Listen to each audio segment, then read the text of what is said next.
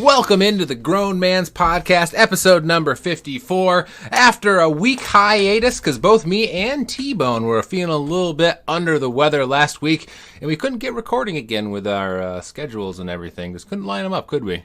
Yeah. I mean, I don't know about you. I was under the weather, and if I don't record on Monday night, then the rest of my week's pretty full. So it's either Monday night or bust for the most part. Yeah, it makes it real difficult when we can't do it on Monday. We were both real under the weather, so we weren't able to do it. But we are back and better than ever. I don't know about that. I don't know if I'd say better than ever. We are back. I am certainly not better than ever. All right. Well, I tried to give you the benefit of the doubt, but T-Bone doesn't want to give it your all, huh? I don't want to give it your all. I'm sore, Hattie. I don't know what to tell you. I'm just not the best version of me. Oh, all right. Well, you need to slap your face or something. Get pumped up. Get ready. I'm pumped. I'm just not. There have been better updates to my software than the current one that is installed. Mm-hmm. Yeah. Well, we do appreciate everyone who interacted with us on Twitter over the week hiatus that we had. We really do appreciate it and being able to talk with everyone, just like you can if you go on to Twitter and follow us and interact with us at Grown Man's Pod, and also the lifeblood of the podcast with those Patreon supporters. We thank you very much. And if you would like to be a grown man to join them, you could do so. Go to patreon.com/grownmanspodcast. Throw a buck or two the way of the Grown Man's Podcast. And we really do appreciate it. Oh, yeah. Helps the podcast. Keeps it moving. Keeps it along. Keeps it going. Big time. I like it a lot. And this podcast is also brought to you by Manscaped. And we will do a little ad read a little bit later in the show. But it's been a week. How you been? I've been doing okay. I know that you're going to ask, so I'll just get it out of the way, and I'll tell you, Hattie, my motorcycle is not currently running. All right, but it is not for a lack of trying. I went out there yesterday and spent the. Now you're FaceTiming me, Hattie. What is this, amateur hour? I picked up my phone and I bumped the button. I ended it very quickly though. Yeah, I'm very impressed. I was sitting here talking, and I was like, "Oh no, something's going off," because I'm not familiar with the FaceTime ringer.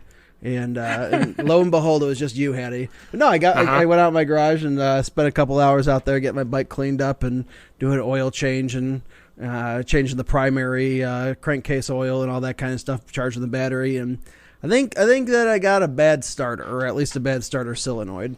So well, that's way better than a seized engine, which is what you thought it was at first. Well, if it was a seized engine, a little bit of penetrating oil, I probably could have gotten it, up and running by the end of day yesterday.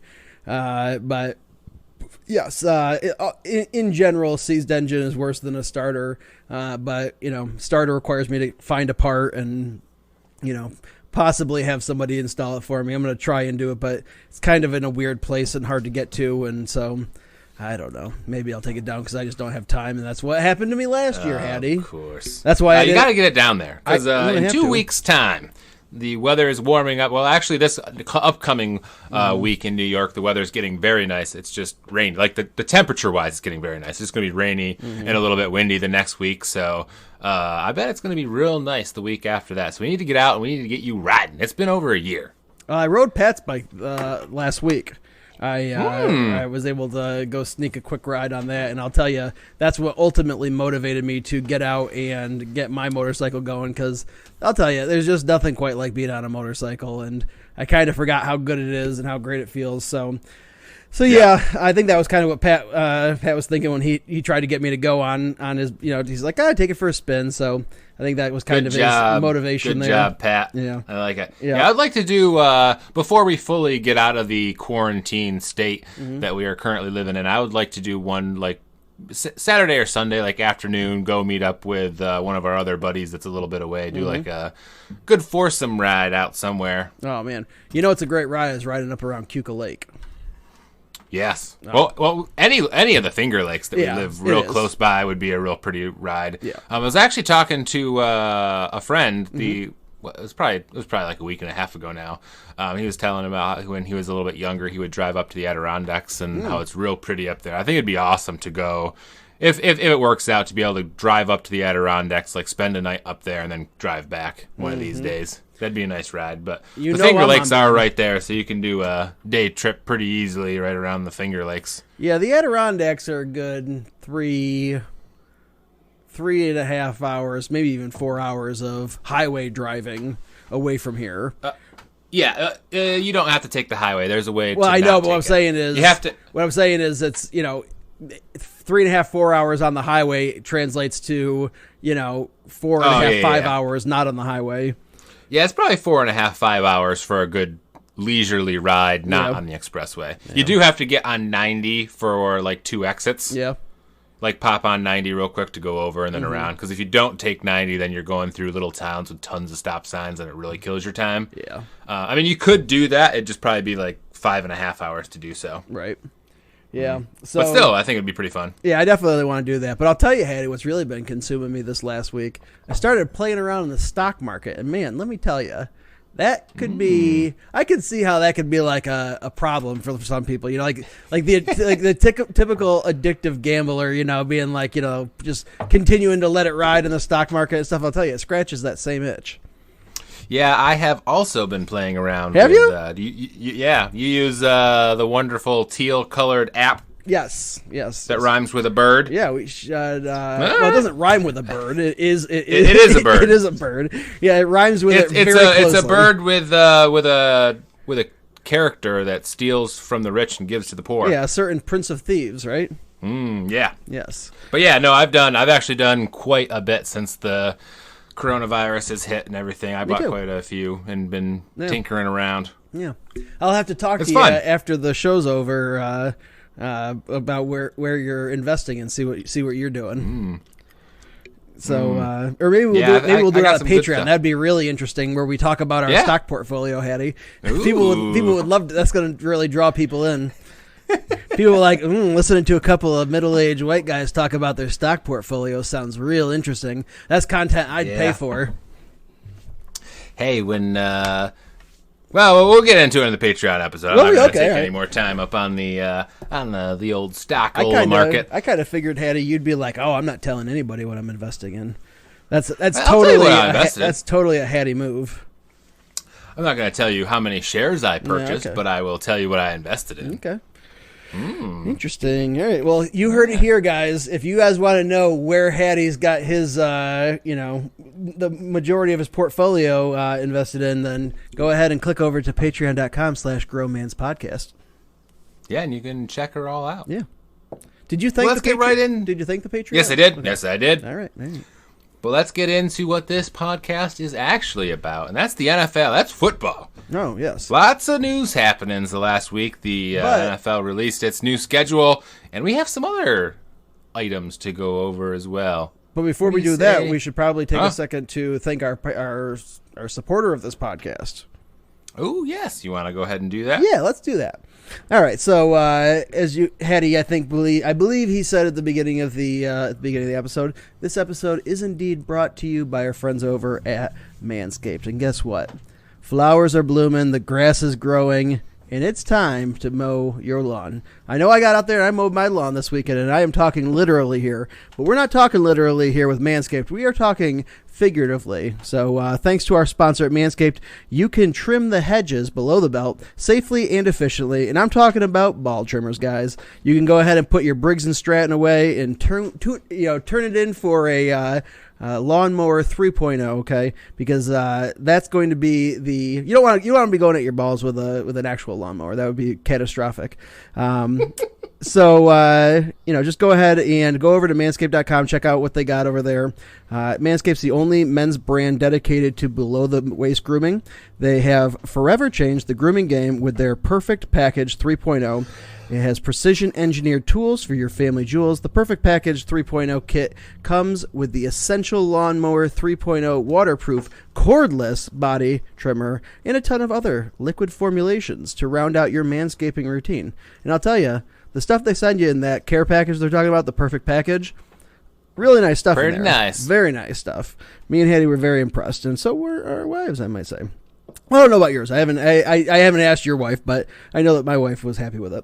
That might be an awkward conversation.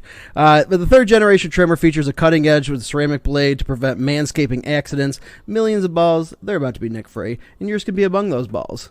All right. No need to be bleeding from your balls anymore, guys. Just go over at manscaped.com. Make sure you use promo code GROWN. That's GROWN for those of you that don't know how to spell it. But you know what? You don't have to be able to spell to spend money on a fine product, and that's what you're going to find over at manscaped.com. And if you guys do that, it does help out the podcast. We really appreciate all of your guys' support, because when you support the people who are supporting the podcast, you are in turn supporting us, and we greatly appreciate it. So please do make sure that you guys go over there. Check out what they offer. They got ball deodorants and toners, and they have apparel. They got some really nice compression underwear, T-shirts. If it has to do with making yourself a more presentable man, then they offer it over at manscaped.com. So go over again. That's promo code GROWN at manscaped.com. You're going to get 20% off with free shipping. Promo code GROWN, manscaped.com. Go check it out. Yeah, and boy, do I appreciate the short promo code of GROWN, because there's nothing worse than being driving in your car when you don't have a piece of paper or anything to write it down, and they're like, random podcast 175 is our promo code. You're like, what? Yeah. And then you like try to remember if it's something that you actually really want to order, and you get home and you're like, I don't remember what the number was or what the crazy promo code was. So GROWN's very easy promo code. I like it. Grown. Yeah. Can't forget it. Especially listening to the Grown Man's Podcast. It seems simple, but I actually probably put more thought into that than you might imagine. You know, just trying to figure out something that was easy to spell and say without there being any any kind of misgivings about how it's spelled, or is there an apostrophe or an S or whatever. So I wanted to keep it simple. Mm-hmm. Yep. Well, what do you say we get right into the NFL news? I say we I didn't ask you how many items do you have today? I have 4. Oh, why don't you kick her right off? All right. Well, I will start off with just a real quick one then. Just a little tidbit here. The Jets, the New York Football Jets, have signed the Father Time, Frank Gore, who has just been in the league for longer than I can remember. I mean, it seems like he has literally always been there. The ageless wonder. Yes, indeed. So, he has made himself available to the Jets, and he worked with Adam Gase in Miami. So Adam Gase has some experience with Frank Gore and has spoken very highly of him. I don't see this as a real big... he's not going to be a big player or a big piece in the offense, but what Frank... he's a great locker room guy, a great mentor for the young guys, and even at his, old age, relatively speaking, he brings a level of professionalism and preparedness to every day that he's in the building or working out or whatever it is, game day. The guy is a total professional, and sometimes that's a really good, valuable thing. Sometimes those kinds of things are intangibles that you can't really find on a stat sheet, but really do make a difference in how a team interacts with each other and how they perform throughout the year. Yeah, I think it was a good signing. I mean, he had a great year last year, and he's one of those players that you could plug in there if a game is on the line and you need to run it 3 times in a row just to kill clock. He's not going to go out there and fumble. He's not going to make any boneheaded play. He's going to go out there. He's going to run it up the middle. He's going to make sure he has ball security, and he's going to get down if he needs to get down. That's right. Waste the clock. He's got. Yeah, I think, and he's going to be a backup there. I mean, they have Le'Veon Bell, and he's going to be probably on the depth chart 3 potentially. Yeah. Like stat wise, but he'd probably be used more than the second guy with the other guys, more of a pass catching back. I can't remember the guy's name. But you just put him in there, and just a good veteran. Good to have on your team. Yeah. He's got, I would imagine he probably uses Manscaped with the level of ball protection that he has. Wouldn't you say, Hetty? Oh yeah. Yeah. I would have to confirm with our folks over at Manscaped, see if they can let us know whether or not he's a customer. I'm guessing they probably won't let us know that. He probably uses a fake account or has his assistant order it for him. Yeah, probably. Rich people are so cool like that. Anyway, they are. But yeah, I don't expect him to be an impact player, but I do like the signing just for the intangibles that comes along with him. Yep. My first one is the opposite. It's a rookie, and it's Tua Tagovailoa, or Tungavailoa, or whatever crazy name that you say that his name is. I don't say it. He says it. Well, when he was drafted, they used Tagovailoa on draft day. So know. that's what I'm going with. Okay. He signed his rookie contract, a 4-year deal with a 5th-year option, $30.28 million, fully guaranteed. Yeah. Well, all rookie contracts are, but, it's... it is. He also got $19.6 million signing bonus. I think that's the one part that's negotiable is the signing bonus. But I'll say that's very, very quick for a first round pick to get their contract squared away. Usually it gets dragged on and. Because I think it's going to be slightly quicker because the last couple years they can't negotiate the money. They only can negotiate like how the money is dispersed and a couple of things like within the money structure. But I mean, that's pretty quick, especially for I believe it was the second quarterback off the board. Mm-hmm. And usually those are the ones that kind of drag on a little bit is the quarterbacks because they think they want a little bit more money up front or whatever. But 19.6 million coming right out of college, guaranteed. Well, it's all guaranteed, but 19.6 right now is pretty good. Yeah, what would you do, Hattie, if you got a $30 million contract with $19 million up front? What would be your first couple purchases? A house. You'd buy a house? Oh yeah. I don't know if I'd buy a house. I'd buy a house in cash, and I would invest a lot. Yeah. Probably buy a couple houses, honestly. I don't want to become a landlord. If I got $19 million in my pocket, I'm not looking to make money off of, fixing other people's water heaters when they blow, Well, I mean, you got that much money, you're not going into their house and fixing it. You're calling up that's local true. contractor and be like, hey, or even apartment 3 needs a new water heater. Go do that. Right. But I don't know if I would want the hassle or the liability even possibly. I would buy land. I think that's what I would buy. Land? Land's got low... Yeah, well, I mean, you already have a house, so you're not going to go out and buy, like, another house for yourself. Yeah. I would want a lot of land, because land is, fairly low in taxes. But what would you buy for a fun purchase? I mean, clearly I'm not, be a little whimsical, Hattie. You got $19 million. I would actually be pretty... I don't know. I'd be pretty frugal with it. You'd be boring? Yeah, that's true. Buying a house with cash would probably be like the big thing that I would go out and get. You know what I would get? But I wouldn't buy like a flashy car or anything like go blow it on clothes or going out to fancy restaurants or anything. You wouldn't go make some stupid idiotic purchase like getting a Tesla truck or something. Nope. I would. No, I'd buy the house and then I'd probably invest a lot. Buy like stuff that I could actually make money off from. You know what? Maybe my one big purchase, like not caring how much it would be going out and buying a good old bottle of whiskey and sharing it with some friends. Maybe like a super nice bottle. Yeah. Hattie's like, no, I'm talking about like one of those black label Johnny Walker, like one of those King George bottles. Nice. Or just like search for like a reseller who's reselling some Pappy 23 year and wants like $1,100 for it. Be like, I'll give you $1,100. Give me the bottle. Yep. Don't even think about it. Yep. Here's what I would want to do. I would want to go get like a small ultralight airplane. I have wanted to have like a small airplane for like my entire life. I watch videos on YouTube sometimes, or even like the backpack propelled. It kind of looks like a parachute. I guess it is a parachute, but it's got like a big fan on the back of the guy. There's like a backpack fan, for lack of a better word. Yeah.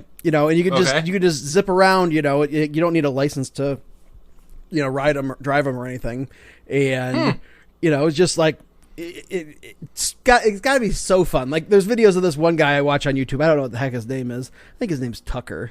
But I don't know the name of the channel. But like he's out and he's like, I'm gonna go fly over to McDonald's and get a couple burgers, and he just goes out and puts his little parachute backpack thing on and starts running down a field and turns the fan on and then he just takes off and he just like buzzes up to like 700 feet and then flies across town over to the McDonald's and lands in the field next to the McDonald's and gets a couple hamburgers and then flies home. Oh, that's pretty sweet. Yeah. I mean, it's the I would do that. I could imagine it's got to be like the most freeing feeling to be riding one of those things. Probably close to riding a motorcycle, wild and free. Oh, it's got to be better than riding a motorcycle. Oh, I'm sure. Yeah.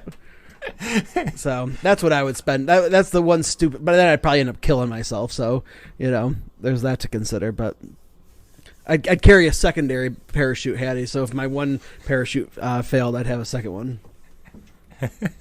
There you go. Or pay somebody to drive underneath me with a mattress on top of their car. That's an even better idea. And you're only falling like 700 feet. You'll probably be fine. Yeah, it'd be fine. Probably crush the person inside the car, but... All right, so Tua signed his contract. That was quick. All right. Yes, very quick. I closed out my notes app. All right, here we go. Earl Thomas was listed by a police report as being in an altercation where he was held at gunpoint by his wife because he was cheating on his wife or something to that effect anyway. And I almost think maybe I read that he also had a gun. They were both kind of holding each other at gunpoint, and it lasted for hours. There was a holdout, and the cops came, and no charges were filed against Earl Thomas. There were charges, however, filed against his wife, who I guess broke into the property with the gun and kind of held him hostage or whatever. So scary stuff. Very scary stuff. Also don't cheat on your wife. Not that it's okay for a spouse to hold your spouse at gunpoint just because they're cheating on you, but don't do that. It's no good. No good. No bueno. My next news item is kind of sad. Don Shula passed away at the age of 90. Many know him of the 1972 fame, the only unbeaten team in the NFL with the Dolphins, but he's also the highest winning coach in NFL history. Quite an accomplishment. Yes. Quite an accomplishment. The winningest coach is the correct terminology for that, which seems like it should not be the correct terminology because winningest does not seem like it's a real word, but it turns out it actually is. I had to look it up. Had to look it up, but that's true. Yep. Yeah, so that's kind of sad. Very sad. That the 72 Dolphins always celebrate every year after the last unbeaten team falls in the NFL. They pop some champagne bottles, and record still held. Yeah. 2020. It's never been broken. Pretty good. One team came very, very, very close, but couldn't quite pull it off. Yeah, well, they kind of got to the Super Bowl without losing a game by some nefarious means that year. If you would remember correctly, Hattie, there was a certain Spygate situation where the Patriots unnecessarily spied on the New York Jets because Bill Belichick leaves nothing up to chance. He will. I love lobbing you an underhanded pass for anything Patriots related for you to. And I don't ever miss a beat, Hattie. If you're gonna put it up there, I'm gonna hit it out of the park. Yeah, don't. So yeah, that's very sad for NFL losing a all-time legendary coach, and I'll be honest with you, I don't really have any memories of Don Shula coaching. I'm not sure when he retired as a coach. Well, if he was in the league in 72, yeah. I don't know how long he would have coached for, but well, he's 90 now. Yeah. So in 72 was 50-ish years ago, 48 years ago. I'm gonna Google it, Hattie. All right. You gonna do a double header of your next two news items too? Do you want me to? Uh-huh. Alrighty then, let's do this thing. Right after I type in here, when did Don Shula retire? Don Shula retire. All right. All right. I was trying to alleviate downtime there. Yes, and I think we did. That was another little softball right to you. I think we did a pretty good job of alleviating it, Hattie. There was very little dead space there. I think that was a strike one. He retired. Swing and a miss. He retired in '95 from the Dolphins. All right. So that's before my time. Yeah, I was 5 years old, so that was a little bit. I was 8 years old. So, he was certainly in the discussion while I was around and kind of peripherally watching football, but not really. Anyway, yeah. So great news, everybody, rejoice! The greatest thing has ever happened to Monday Night Football, and it is that Joe Tessitore and Booger McFarland are done doing the Monday Night Football broadcast. So Gonzo. So I don't know who the heck they're going to bring in. I guess they released that they're... Go ahead. I was going to say that ESPN announced that they were going to bring internal people into the booth. In-house. They were not going to hire any big name. Yep. Which they went after a few, so. Yes. Well, yeah, which we've talked about on the podcast. Yes. They're very embarrassing, denial after denial and rejection for ESPN in their pursuit of a top tier, big ticket, game caller. But last they're like, you know what? We're just going to hire the janitor. You know what? Because at this point, nobody wants to work for us and we don't care anymore. Y'all can, just... get out of here. So, yep, they're going to be hiring somebody from within. I think I heard Joe Theismann. All right, that wouldn't be a bad pick. I wouldn't mind that. And Louis Riddick, I think, was somebody else I heard the name thrown around. So, those will be good. Yeah, if you can't get one of the big name players to get the viewership, then you might as well try to go in-house and save probably a little bit of money and see if you can make anything happen until you can get a big name person. You know who I really want, though, Hattie? Peyton Manning and Eli Manning? No. I want a little Rex Ryan in my life. And Rex Ryan I don't think he would be bad. He didn't do a great job the one time that they gave him the opportunity. It was like how the opening week they have 2 Monday night games. They have an early Monday night game and a late Monday night game. Yeah. Well, he announced like half of one of them, because they were just kind of trying to try a couple people out. He didn't do a great job, but it's something that you kind of get good at. And Rex Ryan's good at talking. You watch any of the press conferences of Rex Ryan when he was a head coach and he just felt comfortable talking to the media. Rex Ryan can jack his jaw. I mean, the guy knows how to talk and to be gregarious and, larger than life. I think he would be a fun person to listen to after he kind of got the jitters out of, trying to learn how to do it. Maybe Rex Ryan and Drew Brees after he retires. That'd be interesting. Booth somewhere. That would probably come down to how Rob Ryan, as the defensive coordinator of the Saints, probably interacted with Drew Brees. Because I know that Rob Ryan spent some time there, and I know that Rex and Rob are fairly close. But I like Rex Ryan. When he was done with the Jets, I mean, I never really, I was never like, we got to get rid of this bum. He had a bad team. Yeah, I thought he actually did he took a bad team. He was like 8-8 or 9-7 that year. I think they were 8-8 if I remember correctly. What was his last year? Oh. And he didn't have a good team. Yeah. Like he coached them to 8-8 and that was overachieving for them that year. Yeah. So and then they fired him, but I don't think he got a good break there with New York. No, it wasn't. And he obviously had big success at the beginning. Go to the championship game 2 years in a row. But yeah, I always liked Rex. I wouldn't have even hated it if they brought him back as a defensive coordinator or something back when they were looking for coaches. Mm-hmm. Not that I think he would go back there as a defensive coordinator after being the head coach, but I would love to have had him. Yeah, for sure. All right, and is that your last one? I have one last one. Do you want me to do it now? Okay. Yeah. All right. Bill Belichick says that their QB room, consisting of Jared Stidham and Brian Hoyer, is not by design, but it's just how it played out. So they are not, somebody they don't know something that the rest of the league doesn't know. Some people were speculating that obviously Jared Stidham's going to be the next big thing, and no, you guys don't know. We know, Bill Belichick's going to be the guy to figure it all out, and he would have drafted a quarterback if he didn't feel comfortable with Jared Stidham. Well, he came out and said that's not the case. That's just kind of how things happened. This is not the quarterback room that we would have envisioned and imagined having. They weren't able to get Andy Dalton. Cam Newton's still available, but they just weren't able to get the guys that they wanted to at the price they wanted to. Mm-hmm. And so then they're going to tank, and then they're going to get Trevor Lawrence, and I'm going to be done watching football.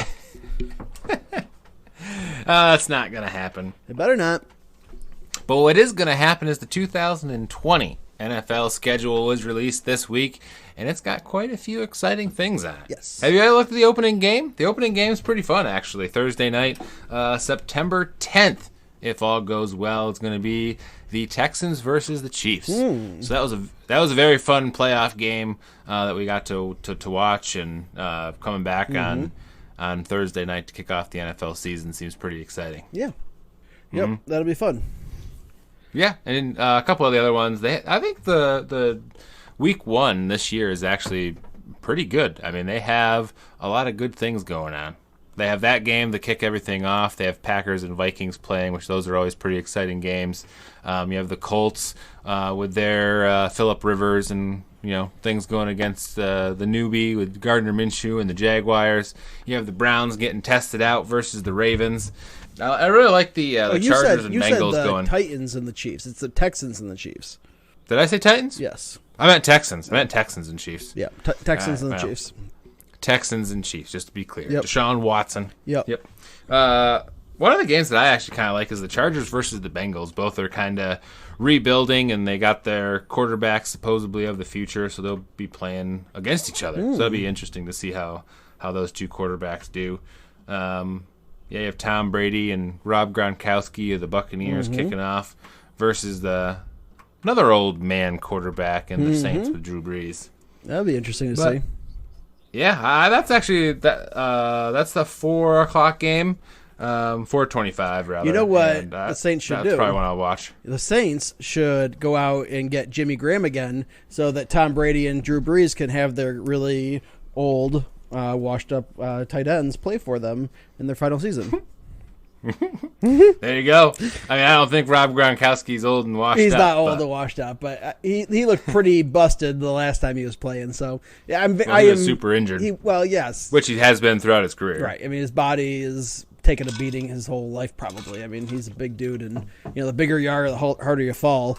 And he's been falling a lot throughout his career, but no, I'm very interested to see. Obviously, I don't harbor animosity towards Gronk. I've said it many times on this podcast that even when he played for the Patriots, he's like the only Patriot I've ever actually liked and could root for as a person. But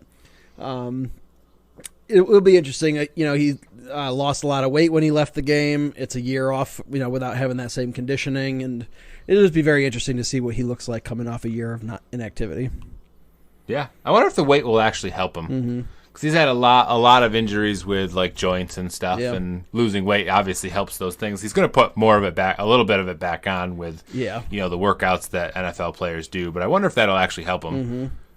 Be a little. I mean, he might not be quite as a tank to take down. He might be a little bit more nimble and maybe a little bit quicker, but I wonder if that'll actually help his injuries. Man, the first Monday night slot of games is looking pretty rough already. I know. I was going to comment on that too. Getting off on a great starts. Steelers at Giants for the first game, and then Titans at Broncos for the second game. I don't know why the NFL does this every year. The NFL slate of games on Monday night has been real bad the last couple years. They got a good one. Obviously, they get some highlights, but to kick off the NFL season, I mean, you look at any of those games that I mentioned, all of those are better than either of those two games. Yep. I mean, the only storyline of that is Ben Roethlisberger's coming back from injury. Yeah. That's the only storyline. It's boring. Out of all four teams. Yes. Right. Yeah. But it's boring. Monday Night Football does have this year the Chiefs versus the Ravens.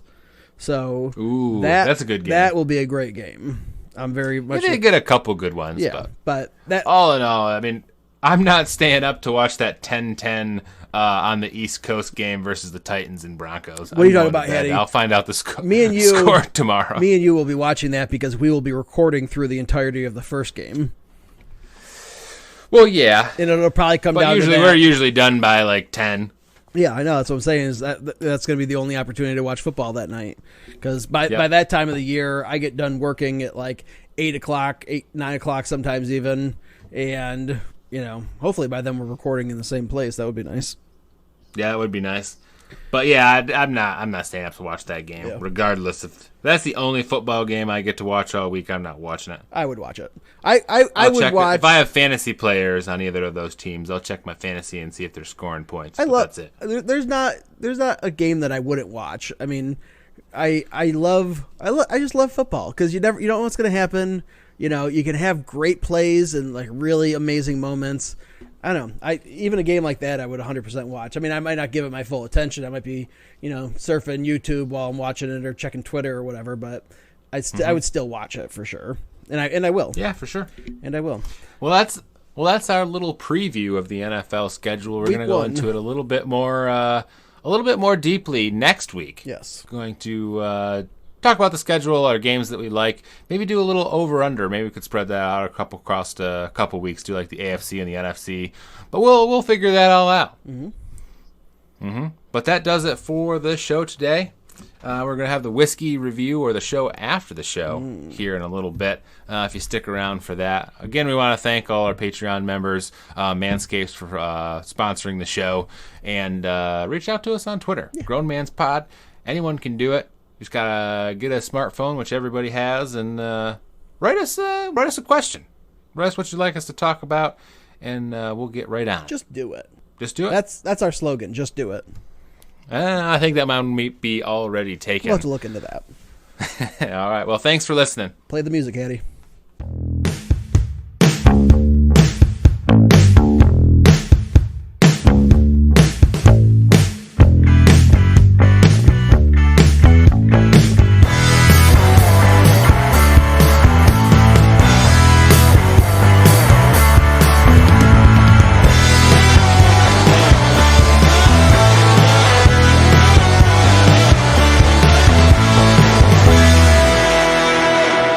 Welcome in to the show after the show, the whiskey review, or where we drink whiskey and talk about things, because we're not sitting across from each other, but we are drinking whiskey.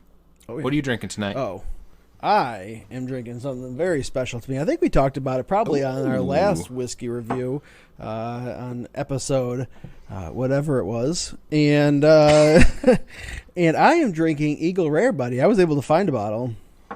Yeah, you were searching all over the place there a couple weeks ago for it. Eagle Rare, because a lot of the not that rare. I mean, it is rare because it was hard to find, but yeah, it's like not Pappy or George T. Stagg or like some of the limited release ones, but it is harder to find. Yes, and it has an age statement. It's aged 10 years. That's long for a bourbon. Yes, I think Eagle Rare is 10 years. Yep. Yeah. Mm-hmm. So it's pretty good. Very good. It's pretty reasonable. Yeah. If you can find it in like a regular place. I think after taxes, it came to $40. Yeah. Yep. That's about what I paid for it last time I got it. Yep. I think it's like 30. I think it was $36.99 for the bottle that I bought, and then taxes and all the goodness. I think. But yeah, I found because I found a store that had 4 bottles, so I bought one for me, one for old Walter J, and one for Iron Mike. Yep. And not Iron Mike, the boxer, Mike Tyson. Just our buddy Mike, that we call Iron Mike. Yep. Well, at least me and Pat. Yeah, because I don't know. Have you ever called Mike Iron Mike? I don't think I ever have. No.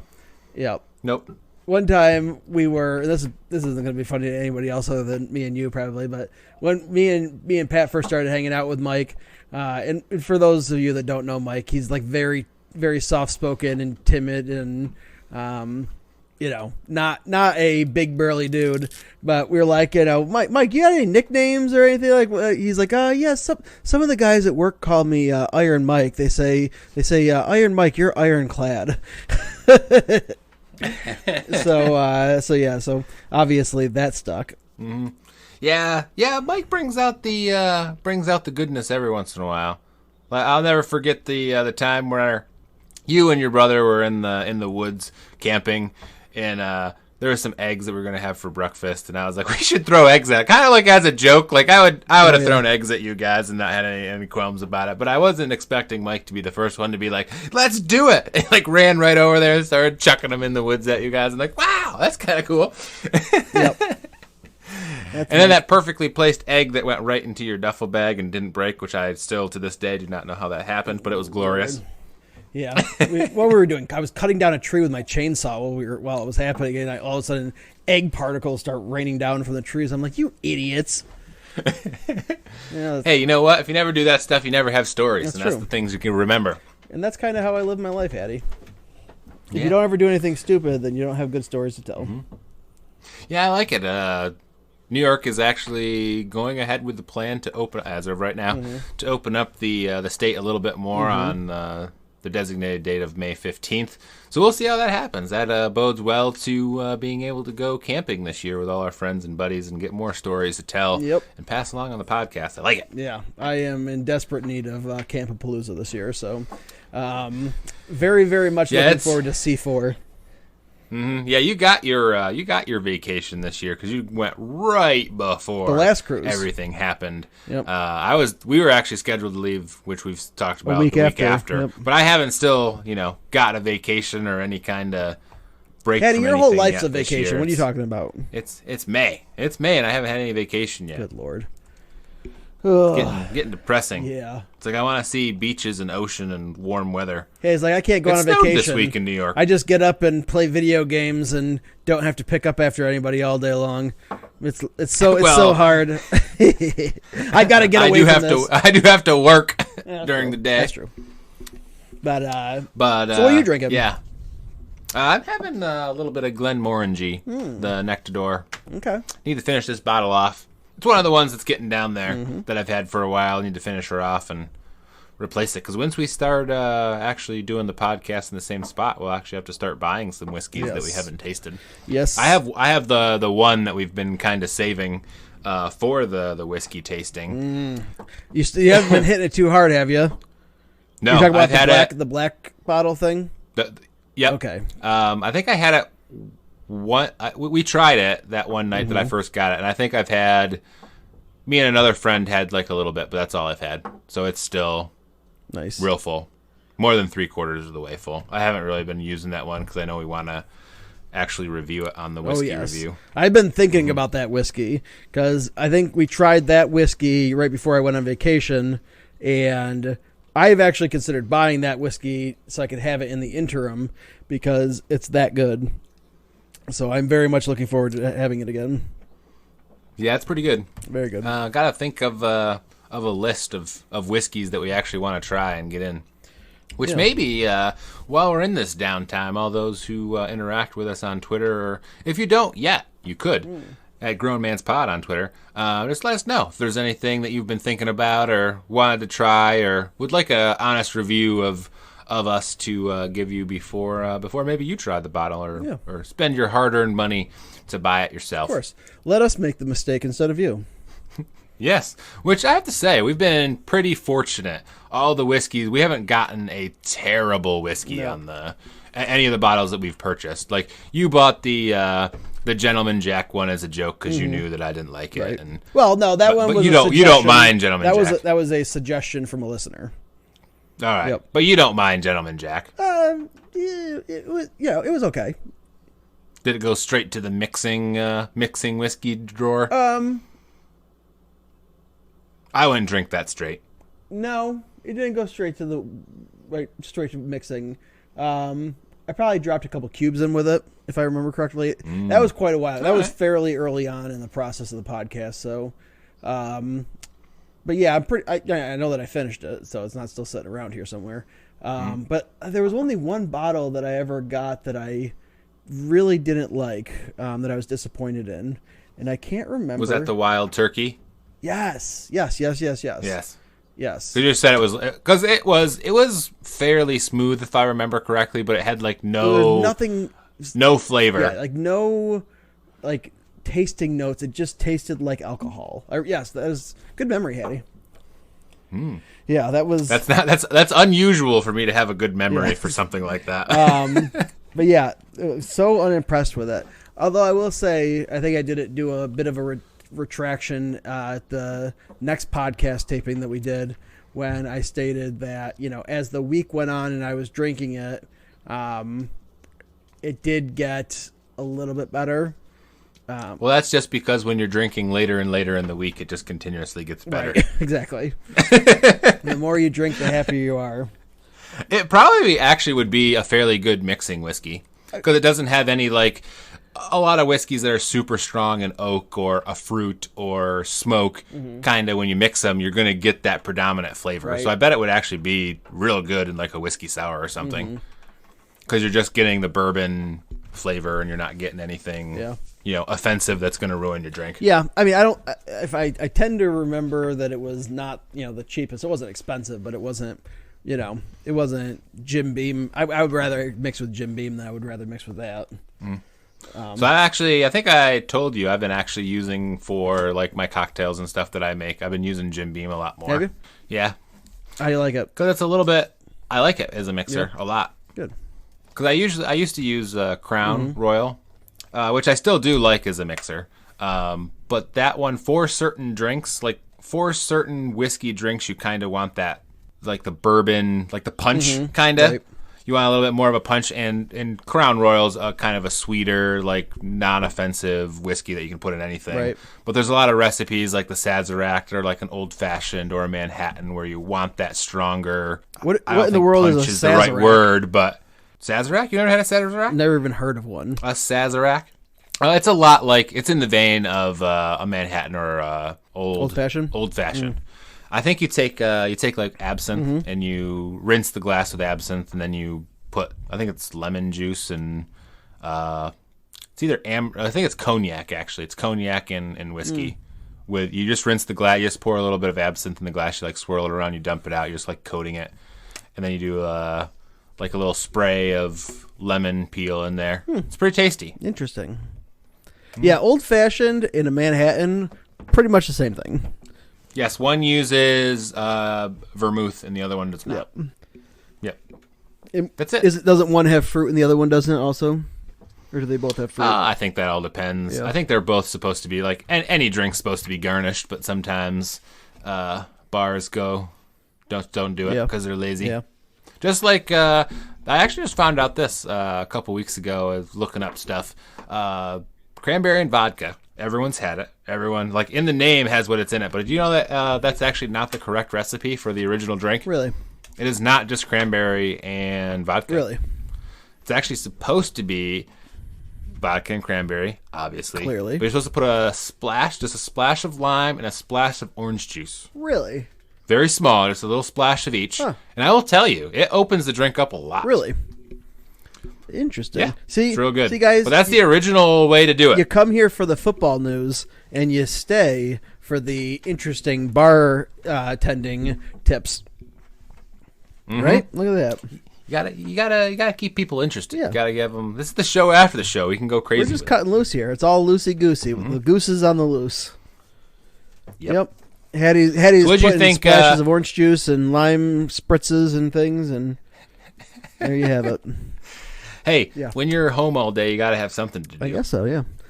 If I was working from home, like if I had a desk job and they were like, all right, well, for the next 5 months you're going to be working from home, I'll tell you, I would pick up a real bad day drinking habit. Because I could not be at home where nobody could possibly verify that you're drinking. It's not like there's going to be like a pop-in from your boss and he's going to smell your breath. You're quarantined. Like I 100% would be drinking throughout the day. Like why? Because why wouldn't you? I mean, maybe that's just me, and maybe it's like a little bit of a la reveal about my personality. But yeah, if I didn't have anywhere to go, and I was like, well, I could either not drink while I'm working, or I could have a drink while working. I would 100% of the time have a drink while I was working. Yep. Well, I don't, because me and another person on our team are like the emergency, like. Hey, something crazy happened. You guys need to go in right now, people. So, yeah, that sucks. So I'm unable to do that. But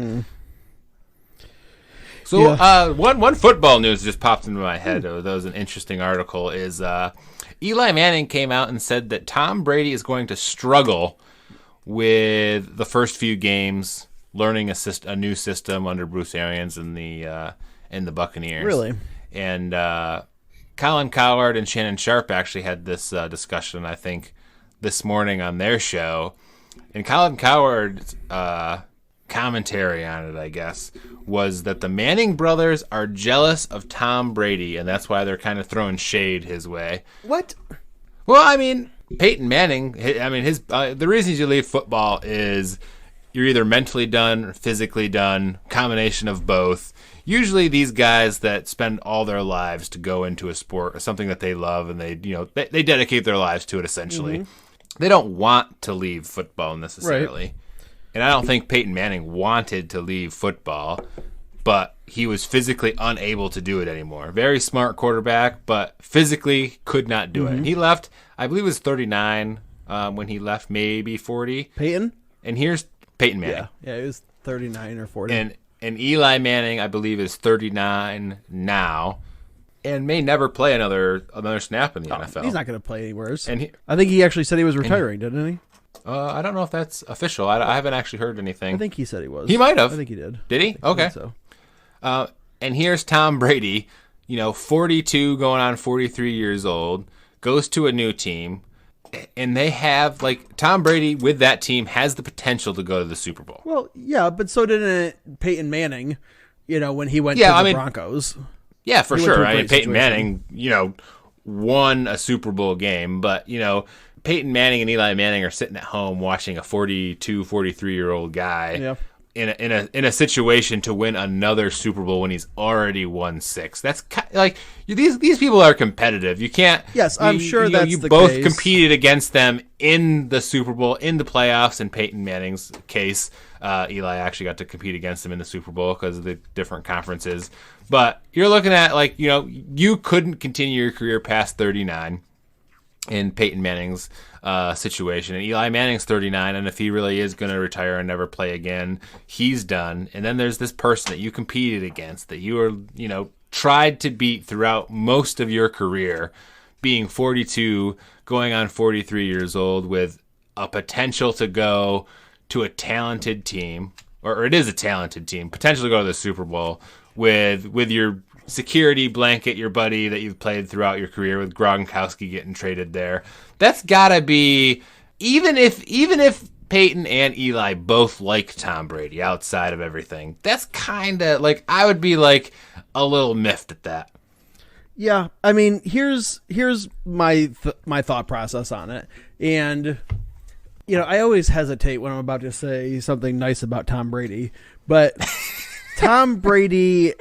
Tom Brady's still playing football, partly because of luck, because, he has not had a career where he was abused for, the majority of his career. He was very fortunate to have a good offensive line and was very good at getting the ball out quickly. So he didn't take a lot of hits over the course of his career. But also, I think the main reason that Tom Brady is still playing is because he has sacrificed every ounce and opportunity of enjoyment in life to continue to play football. I mean, he has completely manipulated his body by depriving it of things that we would consider to be enjoyable in order to give himself a little bit of a competitive edge to be able to still be playing at his age. Yeah, but a lot of people live, a very, whole food kind of diet and lifestyle. And you can enjoy that. Yes. Okay. But, Tom Brady. I don't think. I mean, you're married to. You have tons of money. You're young-ish. You're married to Gisele Bundchen. I don't think you're missing out on any lovely things of life. I'm just saying. There's a certain. Yes. Obviously, there are some perks that come along with being Tom Brady. Quite clearly, I don't think that argument needs to be made. But as far as things like, going out with your buddies and, putting on a bit of a twister, or, doing a little road trip and eating some beef jerky in the car and stopping off for some, baby back ribs along the way at a roadside barbecue joint, that kind of stuff. Just living life the way that I would consider it to be an enjoyable life, and not, let me be clear. Eating beef jerky and stopping off to get baby back ribs are not the only thing that I enjoy in life, but just being able to live a life where I can, do the things that I want to do. I don't have to be counting almonds, to make sure that I'm, not overdoing my, amino acids and, whatever the heck else he probably does in order to give himself that little bit of an edge to keep playing. I think that takes away a lot of the joy of life that I would not, and probably I bet you Peyton Manning would not give up, over the course of time that Tom Brady has in order to eke out another year or two out of his career. Maybe that's just me. Peyton Manning wanted to go right to the Budweiser after his Super Bowl Exactly. The Bud Lights. Heck yeah, buddy. I mean, and Hit those Bud whether or Lights. not he did or not, I don't know. I mean, he's probably just paid to say that, but I would imagine that Peyton Manning's the kind of guy. He comes from a Southern family. He's putting a little bit of butter on his biscuits. He's having some nice sweet tea in the summertime. Things that I would imagine that Tom Brady probably does not do. Tom Brady doesn't eat strawberries because of like the folic acid on them or something. Stupid. Well, he did on Jimmy Fallon. What? Ate a strawberry. Okay, but that's interesting television that he was willing to eat a strawberry. That tells you what kind of a life this man lives. Yep. He treats that's true, but he treats himself by eating avocado ice cream. What kind of life is this, Hattie? True. I mean, I would actually like to try avocado ice cream. No, that sounds good. awful. But have you ever had an avocado that wasn't like mixed into a burrito or guacamole? It's like avocados are disgusting tasting by themselves. No, they're not. You put them on toast; they're real good. Gross. Yeah, you get It's like a nice. It's like a fatty vegetable. It's disgusting. Nah. Yeah, it's no good. Put it on a nice slice of wheat toast. Put the avocado on there. Ooh, it's real good. Ugh. Or have you ever had an avocado bagel or toast from a restaurant? No. Guacamole. What? You're a crazy man. Hattie, me and you lead somewhat different lives. I would never get an avocado toast anywhere. If that's on the menu, I'm probably getting it. That tastes good. Ugh. It's good stuff. It's gross. Avocados are gross. What about guacamole? Like guacamole? Yeah, guacamole's okay, but that's got lime juice and parsley or cilantro or cilantro. And onions in it and garlic. It's got good stuff in it. All right.